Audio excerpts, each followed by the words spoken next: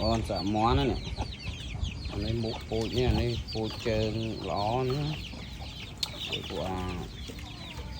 quay lõ này bụi món small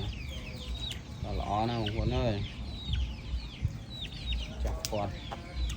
vô được vàng là hồn lõ nó bụi ở đây này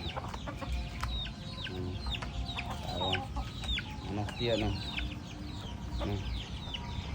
bụi on ăn còn đi hiện tại những cái phụ nó sợ vai small nữa small đó thì trắng và chơi chớn em muốn chơi